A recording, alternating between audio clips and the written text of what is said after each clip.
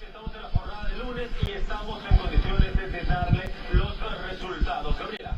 Así es, acompáñenme por acá, por favor, son las 12 de la noche con 2 minutos y ya tenemos los primeros resultados. Luis Arce del MAS obtiene un 52.4% de la votación.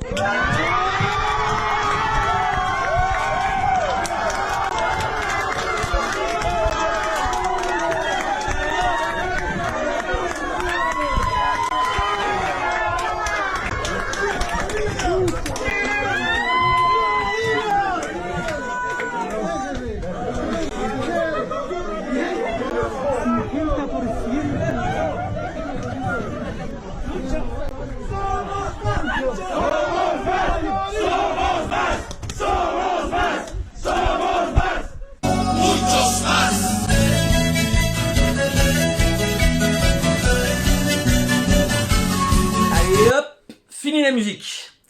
Bonjour, bonjour. Luis Arce, le candidat du MAS et le nouveau président de la Bolivie.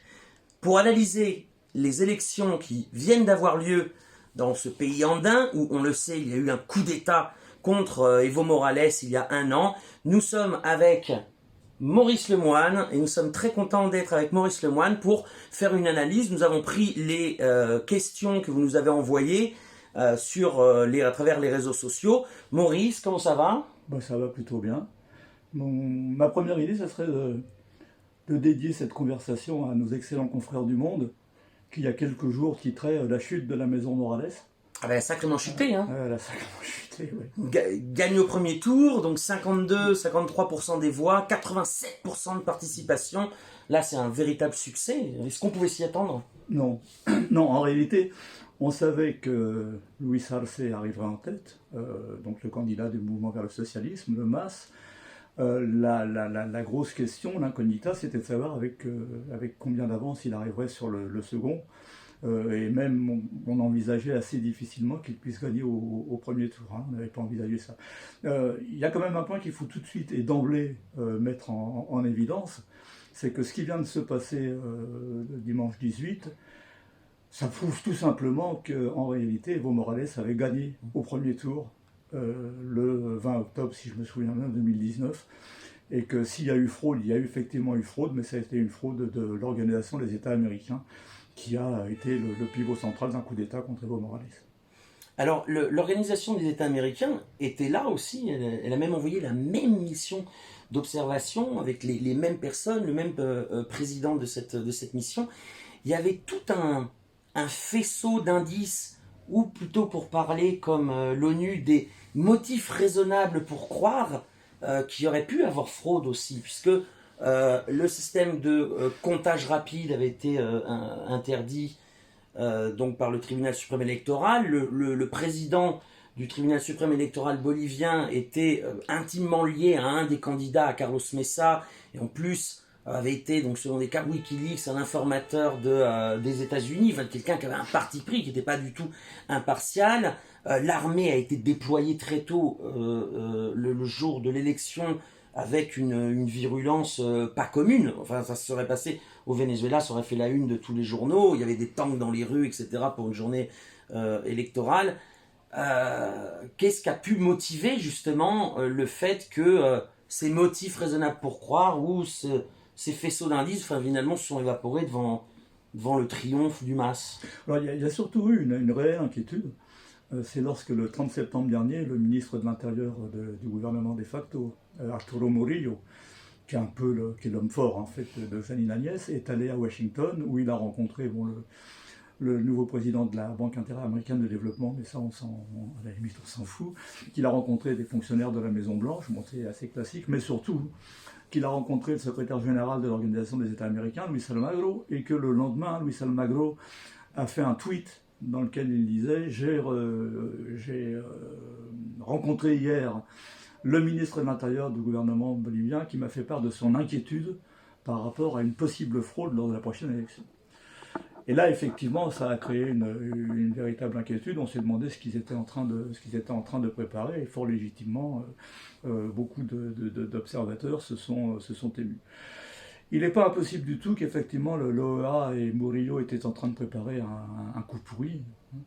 Cela étant, ce qui s'est passé dimanche 18, c'est qu'il y a eu une telle mobilisation et un tel écart surtout entre Luis Arce, candidat du MAS, et le deuxième, Carlos Mesa, pour la droite. Il y a 20 points d'écart, qu'il est absolument impossible, sauf à jouer le coup d'État traditionnel, c'est-à-dire avec, on déploie l'armée, bon, il était impossible d'agir là. Donc effectivement, Arce a été reconnu, Carlos Mesa, son adversaire principal, a reconnu son élection, Janine Áñez a reconnu son élection, Luis Almagro de l'OEA l'a félicité, le gouvernement des États-Unis l'a félicité également. Il reste une inconnue. C'est quelle va être l'attitude du représentant de l'extrême droite, alors la plus dure, Luis Fernando Camacho, de la région de Santa Cruz, qui, lui, jusqu'à présent, n'a pas reconnu la victoire d'Arce et qui dit qu'il va attendre les résultats définitifs, sachant qu'effectivement, c'est d'ailleurs très amusant, ce qui se passe, c'est que tout le monde est en train de se baser sur un sondage sorti des urnes qui a été fait par une entreprise privée. En réalité, on n'a pas encore les résultats officiels qui devraient tomber le mardi 20 ou le mercredi 21, on verra. Le résultat ne peut pas être remis en cause, mais en tout état de cause, ça fait quand même sourire quand on se souvient que l'an dernier, il y avait eu des résultats préliminaires et que ces résultats préliminaires avaient été réfutés par l'OEA, alors que là, il n'y a strictement rien. C'était une chaîne de télévision privée qui a donné les résultats et que tout le monde l'accepte sans barguigner. Alors, donc la Bolivie, là, pour le coup, a un nouveau président. Elle revient un peu dans le giron institutionnel, sur le chemin de la démocratie. Luis Arce, est-ce que tu peux nous expliquer un peu qui est Luis Arce? D'une certaine manière, souvenez-vous, il n'y a pas si longtemps, l'ensemble des observateurs, je parle des médias, qu'ils soient de droite, ou qu'ils soient de gauche, ou qu'ils soient du centre, ou qu'ils soient tout à la fois, ce qui est souvent le cas, nous expliquaient que dans le marasme que connaît actuellement l'Amérique latine, la Bolivie était le pays qui s'en sortait le mieux, qui avait une politique monétaire, économique extrêmement prudente, que Evo Morales, et d'un seul coup, lorsqu'Evo Morales est tombé, on nous a présenté le MAS comme un désastre total. Non, Luis Arce a été pendant 14 ans ministre de l'économie d'Evo Morales. C'est un économiste, et il a effectivement mené une politique qui a, alors on va pas s'embarquer dans une litanie de chiffres, hein. C'est toujours un vrai problème quand on parle devant une caméra, mais qui a en gros, pour aller très très vite, réduit le taux de pauvreté de moitié en Bolivie, qui a permis à 90 ou 95% des Boliviens d'avoir accès à l'électricité. Donc c'est là, en plus ça a été repris par tout le monde, aussi bien à droite qu'à gauche, c'est le père du miracle économique bolivien. Alors ça a été en fait une bonne stratégie, parce que lorsque la suite du coup d'État donc de 2019, Arce, il me semble, part au Mexique pendant un temps, revient, et donc le MAS, lorsque donc les élections commencent à se profiler, doit désigner un candidat. Et donc il y a plusieurs candidats. Il y avait aussi David Choquehuanca, qui finalement s'est présenté comme vice-président. Et qu'est-ce que tu penses, toi, de la stratégie du MAS, du parti? Et puis là, on va aussi nommer Evo Morales, puisqu'il était même depuis Buenos Aires, à la tête aussi de ces négociations pour trouver un candidat. Qu'est-ce que tu penses de cette stratégie qui était de mettre justement Luis Arce comme candidat? Au regard de ce qui se passe, c'est-à-dire qu'on a un certain nombre d'observateurs qui se félicitent de la victoire de Arce, qui il y a encore un mois avait enterré le MAS, et qui aujourd'hui nous disent le problème finalement c'était Evo Morales. On lit ça assez fréquemment. Alors je rappelle que Evo Morales a été nommé, a été maintenu pendant toute cette durée chef de campagne du MAS, et que par ailleurs il est président du MAS. Et c'est effectivement lui qui a joué de son influence dans le débat qui a eu lieu, qui était un débat parfaitement légitime et qui était même nécessaire pour savoir qui représenterait le MAS à la présidence et la vice-présidence lors de ce scrutin. Et en réalité, il y avait dans un premier temps, les mouvements sociaux avaient plutôt privilégié la formule David Choquehuanca, donc l'ancien ministre des Affaires étrangères d'Evo Morales, mais également représentant des communautés indigènes. Et puis Andrónico Rodríguez, qui est un jeune militant du Chiaparé, la zone d'origine de Evo Morales, extrêmement dynamique, extrêmement combatif, qui représente l'avenir d'ailleurs du MAS en Bolivie. Et puis finalement, sous l'influence d'Evo Morales, on a choisi de harcer et David Choquehuanca, candidat à la vice-présidence. L'objectif, c'était quoi? C'était de dire dans une partie de la désaffection qui s'est exprimée en 2019, parce qu'il y en a eu une, c'est évident, il y a une partie de la classe moyenne qui avait décroché. Or, Luis Arce, en tant que ministre de l'économie, appartient à la classe moyenne et était plus susceptible de ramener aux masses des gens de ces classes moyennes qui s'en étaient écartés. C'est effectivement ce qui s'est passé. Et puis David Choquehuanca, de son côté, en tant que vice-président, a maintenu dans le giron du MAS les communautés indigènes, l'altiplano, enfin les régions qui traditionnellement sont favorables au MAS. Et d'une certaine manière, c'est une stratégie qui a parfaitement fonctionné.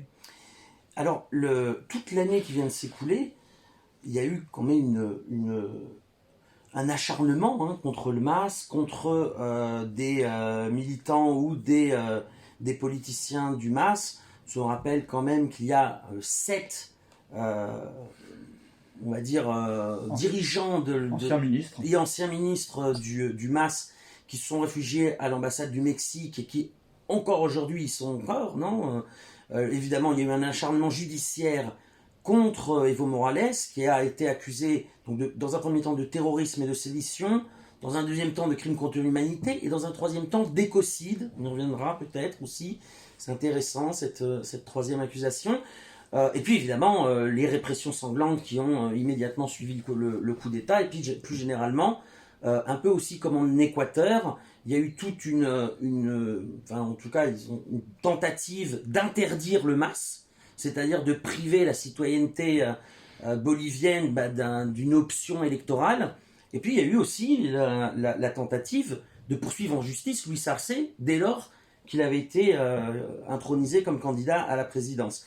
Alors, toute cette... je reviens un peu en arrière parce que, évidemment, quand on prend toutes ces judiciarisations de la politique, ce lawfare, et puis tout ce qui s'est passé juste avant, qu'a rappelé Maurice, avec la rencontre entre Murillo et Luis Almagro, les militaires qui se tenaient près dans la rue, la partialité du président du tribunal suprême électoral, le jour de l'élection, ou en tout cas les jours qui précédaient l'élection, il y avait une énorme tension en Bolivie. Il y a eu des observateurs internationaux, alors il n'y a pas eu que l'OEA qui a envoyé des observateurs, il y a eu aussi des observateurs de partis, de membres de partis ou du Parlasur, de certains organismes internationaux qui ont été invités officiellement par le tribunal suprême électoral, et pourtant, dès que certains de ces observateurs ont mis le pied en Bolivie, ils ont immédiatement reçu une énorme pression de la part de l'État et des milices paramilitaires. Je voudrais qu'on écoute le témoignage de Maxime Ramirez. Maxime est un jeune Belge qui était officiellement accrédité comme observateur international pour ces élections. Maxime, on t'écoute, livre-nous ton témoignage des pressions que vous avez subies en Bolivie dans les jours précédant l'élection. À peine nous sommes arrivés que nous avons été menacés de manière publique par le ministre de l'Intérieur Arturo Murillo, par son subordonné, qui est le chef de l'administration Migration Bolivia, Marcel Rivas. Ils ont allé sur Twitter, publiquement, donc c'est quand même très suivi ici en Bolivie. Ils ont dit, voilà, il y a des observateurs européens qui sont des agents étrangers, des communistes criminels, des gens qui viennent générer des violences, des gens au service du régime criminel de Nicolás Maduro.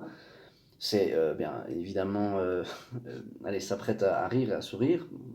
Personnellement, je ne suis déjà pas capable de me battre.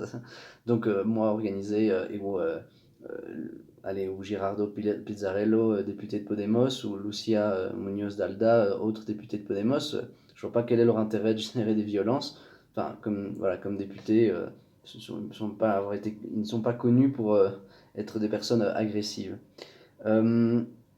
Donc tout de suite, l'ambiance est évidemment mauvaise et nous expose à des menaces. Surtout que, il faut savoir quelque chose de très grave.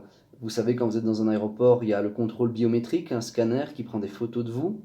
Et ces photos ne se retrouvent que dans les mains de l'administration des frontières, de la police des frontières, de l'administration des aéroports, quoi, et les ministères qui en dépendent.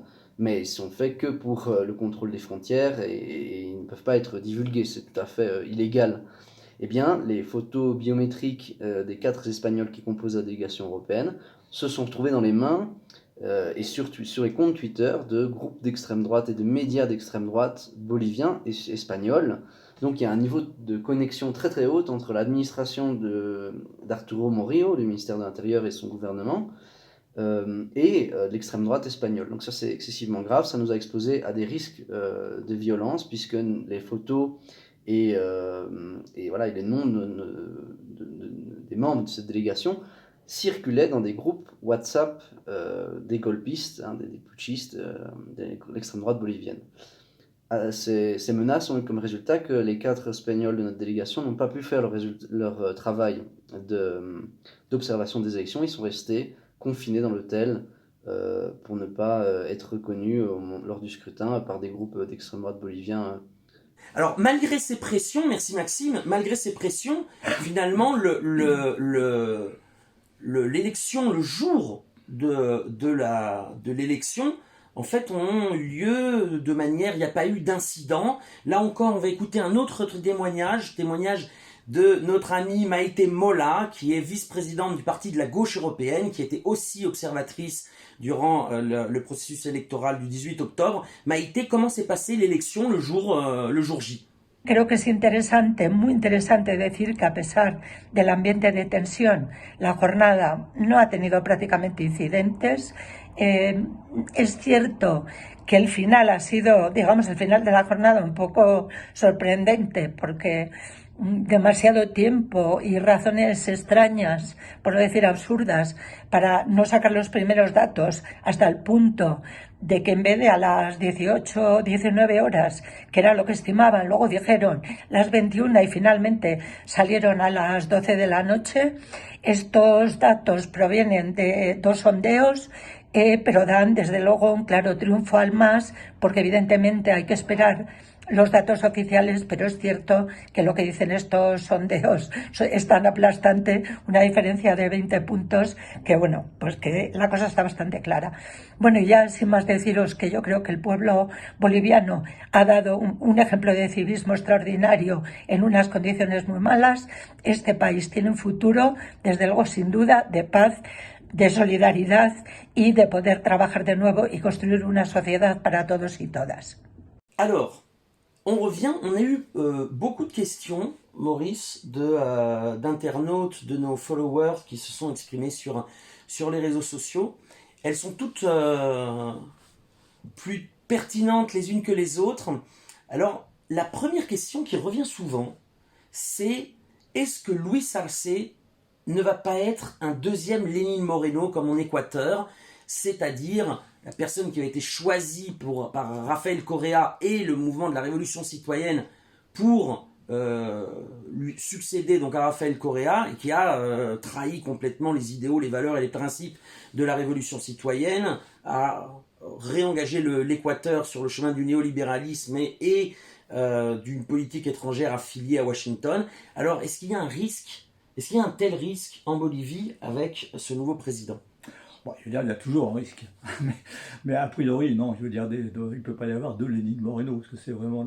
Il y a deux individus qui provoquent le mépris de toute l'Amérique latine, c'est Luis Almagro, l'Uruguayen qui est patron de l'EEA, et c'est Lénine Moreno, celui qui a trahi les électeurs qui ont voté pour lui, parce qu'en réalité, c'est ça, il s'est fait élire sur un programme et il en a mené totalement un autre. Non, il y a peu de chance, dans la mesure où Luis Arce, par ailleurs, Lénine Moreno était vice-président, mais n'a pas eu les mains dans le cambouis.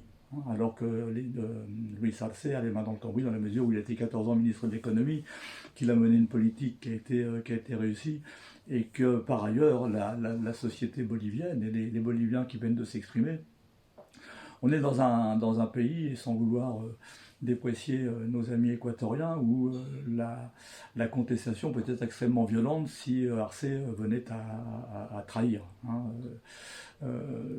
A priori, il a peu de risques. Par ailleurs, il a un vice-président qui s'appelle David Choquehuanca et qui, lui, était directement connecté avec les communautés indigènes, qui sont le cœur de l'électorat d'Evo Morales. Donc, a priori, il ne faut pas sombrer dans la parano. Le pire n'est jamais sûr, et il est vraisemblable. Alors, ça sera peut-être... Il est possible que Arce soit moins radical dans la manière de s'exprimer que Evo Morales, qui était un dirigeant de la génération des Chavez, des Correa, des Ortega, des Lula, des Kirchner, hein, qui avaient tous une personnalité extrêmement forte et parfois extravertie. Luis Arce, c'est autre chose, c'est plutôt un technocrate. Il n'en demeure pas moins que Rafael Correa était un économiste, et néanmoins, ça n'a pas empêché d'être un leader et de mener à bien la politique pour laquelle il avait été élu. Oui, en plus, là, il y a quelque chose qui empêcherait aussi, c'est le MAS, c'est cet instrument politique qui est un éventail un peu de propositions politiques. Hein. Il y a plusieurs, alors là, tendances, propositions idéologiques au sein de cet instrument politique, c'est-à-dire le moyen électoral pour pouvoir prendre le pouvoir et transformer le pays.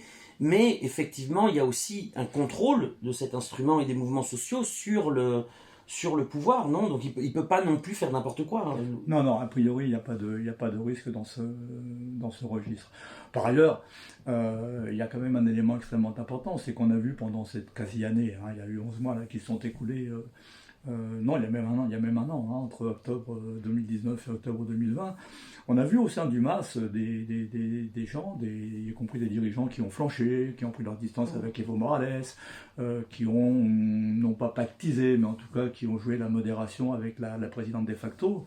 On peut citer des noms, hein, par exemple la présidente du Sénat, Eva Coppa, et Luis Arce s'est maintenu parfaitement, avec une parfaite loyauté par rapport à Evo Morales, et ça va être un élément extrêmement important. Personne ne sait exactement quel va être le rôle d'Evo Morales. Il a manifesté hier sa volonté de rentrer en Bolivie. Il faut évidemment dans un premier temps qu'il règle les problèmes des poursuites qui ont été lancées contre lui par on va appeler ça la démocrature, on pourrait appeler ça dictature, on ne sait pas trop, hein, c'est un modèle qui a été très très bref, donc il faut qu'il règle ces problèmes. En Bolivie même, y compris au sein de son camp, on a des gens qui n'attendent que son retour, on a des gens qui sont moins favorables au retour d'Evo Morales, dans la mesure où certains considèrent que c'est un élément de polarisation. Bon. Mais néanmoins, Evo Morales, je l'ai dit tout à l'heure, il demeure le président du MAS, et il aura de toute façon un rôle important.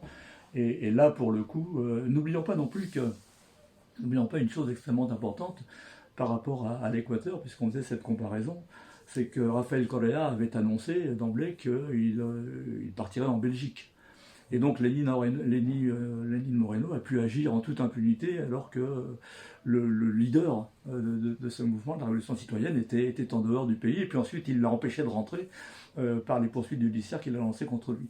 On n'est pas tout à fait dans le même cas de figure avec Evo Morales. Si Evo Morales est parti, c'est parce qu'il a été chassé par la menace physique du coup d'État, et donc y compris parce que n'oublions pas non plus une chose, c'est que cette année a été pour les Boliviens l'expérience d'un retour au passé.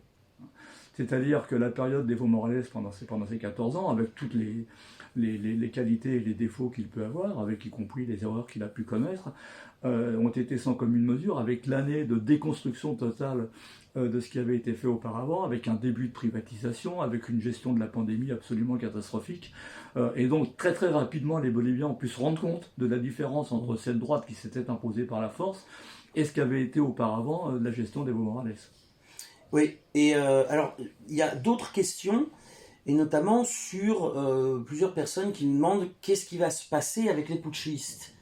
Est-ce qu'on peut s'attendre à un grand nettoyage, à des plaintes, ou en tout cas déférer en tout cas certains policiers ou militaires devant la justice, ou en tout cas les organisateurs du coup d'État contre Evo Morales de l'année passée. Comment tu vois la chose? Est-ce qu'on va vers finalement une vengeance ou finalement une politique de réconciliation nationale, d'apaisement? C'est peut-être aussi un peu ce qu'on peut écouter en tout cas dès que Luis Arce a connu les résultats. Il parlait d'une politique sans haine, etc. Qu'est-ce que tu en penses, toi? Non, c'est ça. D'après les premières déclarations qu'on a pu observer de Luis Arce, a priori, il y a peu de chances qu'on soit dans la vengeance ou même tout simplement dans le juste châtiment de ce qui a été fait, parce que c'est quand même un crime qui a eu lieu. Enfin, non seulement avec des morts, il y a plusieurs crimes avec des morts et avec des conséquences extrêmement graves. Néanmoins, dans la situation de la Bolivie, vraisemblablement, Arce va jouer la réconciliation nationale, enfin dans la mesure où elle est possible. Carlos Mesa, donc son principal adversaire, a déjà annoncé qu'il se positionnait comme chef de l'opposition. Reste une inconnue qui est Luis Fernando Camacho et la région de Santa Cruz. Il n'est pas impossible que eux, en revanche, n'aient pas envie de jouer la réconciliation, puisque Santa Cruz a toujours dit qu'il ne voulait pas être gouverné avant c'était par un Indien, par Evo Morales. Maintenant c'est Luis Arce qui n'est pas indien, mais par un représentant du MAS. Il n'est pas impossible que la confrontation revienne de ce côté-là dans 3 mois, dans 6 mois, dans 1 an, on verra. N'oublions pas que la région de Santa Cruz, c'est celle qui, en 2008, déjà avait tenté de renverser Evo Morales à travers une opération qui en appelait beaucoup au séparatisme, le séparatisme de la Media Luna. C'est un des poumons économiques de la Bolivie, c'est le poumon économique de la Bolivie. Et puis, détail qui a son importance, Camacho est arrivé en tête dans la région de Santa Cruz, donc, alors qu'il fait 16% au niveau national, il a fait 46%. Un électeur sur 2 à Santa Cruz a voté pour Camacho, donc pour cette extrême droite radicale. Voilà, et donc il est vraisemblable qu'il y a de fortes chances que lui ne jouera pas le jeu démocratique classique.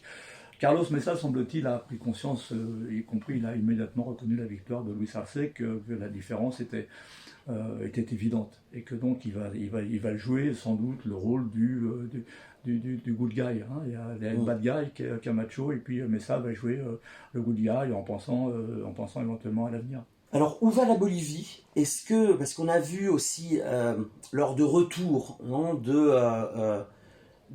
va dire, de gouvernements progressistes ou national populaire au pouvoir après un intermède néolibéral, comme en Argentine par exemple, alors là, dans le cas de la Bolivie, que c'est pas si simple de revenir après la table rase néolibérale opérée par certains dirigeants. On voit par exemple en Argentine, notamment par le surendettement que Mauricio Macri avait contracté auprès du FMI, que le président Fernandez ne peut plus faire les politiques qu'avaient fait ses prédécesseurs Nestor et Cristina. Est-ce que tu parlais de moins de radicalité, en tout cas dans les discours et dans les personnalités, mais par rapport à Evo Morales, est-ce que on se dirige vers un recentrage de la politique en Bolivie? L'avenir va le dire. L'avenir va le dire. Là, pour le coup, j'ai absolument pas de réponse. Je pense qu'il y aura un élément déterminant qui va permettre de juger de la nouvelle politique de Luis Arce, c'est de voir si la Bolivie rejoint l'Alliance bolivarienne pour les peuples de notre Amérique, l'ALBA, dont elle faisait partie avant le coup d'État de 2019, qui serait un signe extrêmement fort, c'est-à-dire rejoindre les pays radicaux de la région, le Venezuela, le Nicaragua, Cuba. Bon, ça sera un signe fort en termes de politique étrangère. Bon. Après, sur le plan interne, ça va être extrêmement compliqué. Tu l'as dit. Je veux dire, la gestion de la droite de Janine Agnès a été catastrophique. La pandémie, comme dans tous les pays de la région, affecte l'économie d'une manière épouvantable. Donc la tâche va être extrêmement compliquée. Là, simplement ce qu'on peut subodorer sans trop de risque de se tromper, c'est que la dimension sociale de la politique sera infiniment plus prise en compte par Arce qu'elle ne l'a été par Janine Agnès. Oui, ça me paraît clair. Et au niveau du lithium, je crois que c'est intéressant, peut-être en tout cas, de rappeler aux téléspectateurs, aux gens qui nous regardent en ce moment, que la Bolivie a d'énormes ressources naturelles, de l'étain, de l'or et puis du lithium. Donc le lithium, c'est tous nos appareils informatiques, nos batteries, etc. qui en ont besoin. La Bolivie, je crois, possède 50% des réserves prouvées dans le monde. Donc le lithium a une une particularité dans l'économie bolivienne. Mais la Bolivie ne se contentait pas d'exporter le lithium avec ou sans des entreprises étrangères, sinon qu'elle elle voulait, y compris en partenariat avec le secteur privé, développer industrialiser, que le lithium serve à améliorer l'industrialisation du pays, et notamment en construisant des voitures électriques. Il me semble qu'il y a un truc très drôle aussi, puisque on a demandé à Elon Musk, donc de Telsa, donc un concurrent direct d'une industrie de voitures électriques bolivienne, on lui a demandé son opinion sur la Bolivie. Il me semble qu'il a dit quelque chose comme on fait des coups d'État quand on veut en Bolivie. Alors on ne sait pas trop si c'était du premier ou du second degré, mais effectivement on est là dans un aspect de la question qui est extrêmement important, et il faut rappeler que Luis Arce était l'un des artisans, des promoteurs, des meneurs de cette politique d'industrialisation de la Bolivie à partir du lithium. Donc là, il y a vraiment peu de chances que ça change. C'est vrai que ça a donné lieu à des conflits sérieux, puisque des accords avaient été passés avec une entreprise allemande dont j'ai oublié le nom, et une entreprise chinoise, et c'est sans doute une des raisons pour lesquelles aussi bien la droite y compris les États-Unis, en termes de géopolitique, souhaitaient se débarrasser d'Evo Morales. Bon, là, manque de chance, arrive, on va dire, un de ses lieutenants. Alors, il y a eu, tu citais tout à l'heure qu'on allait dédier le programme au Monde, enfin aux journalistes du Monde qui avaient prédit la chute de la maison Morales Patbo, donc son ministre de l'économie et son parti viennent de reconquérir le pouvoir. Et puis ils ont été énormes, il y a eu énormément de journalistes qui, il y a quelques années, parlaient aussi de la fin de cycle, c'est-à-dire la fin de ces gouvernements progressistes, nationaux populaires en Amérique latine, qu'une page se tournait, à part quelques foyers de résistance encore, comme au Venezuela. Est-ce la fin de cycle, ou est-ce qu'ils se sont encore trompés encore une fois, puisque le centre-gauche est revenu en Argentine, la Bolivie, le MAS revient au pouvoir en Bolivie, il y a de très bons sondages aussi en Équateur qui favorisent en tout cas le candidat de la révolution citoyenne, Andrés Araúz, le candidat de Rafael Correa. Est-ce la fin de cycle? On peut évidemment s'amuser avec ça. C'est surtout d'ailleurs les universitaires qui ont lancé cette idée de la fin de cycle. Alors certes, si on appelle le cycle cette période flamboyante, parce qu'il y a eu une période effectivement flamboyante avec Chavez, Correa, Lula, Kirchner, etc.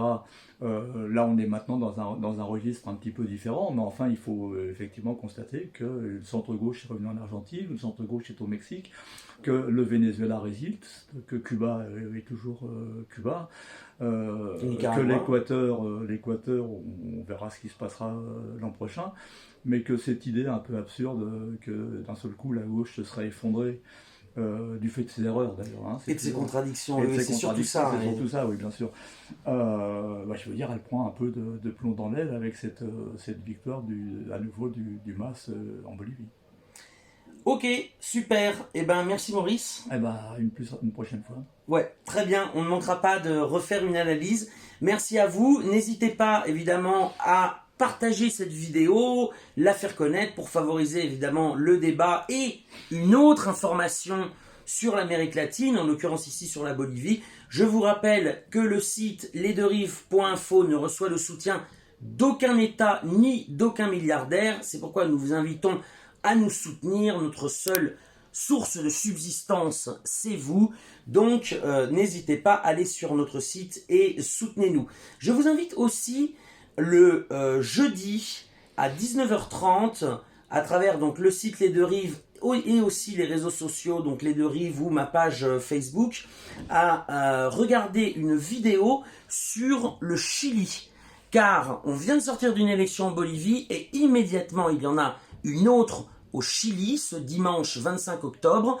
Les Chiliens votent pour savoir s'ils vont changer la constitution du pays, mais c'est pas si simple. Il y a des détails qu'on ne vous a pas mentionnés dans les médias dominants qui sont très intéressants et donc que nous vous expliquons dans cette vidéo. Donc je vous dis tout de suite à jeudi et bon couvre-feu. Hasta luego. Ciao.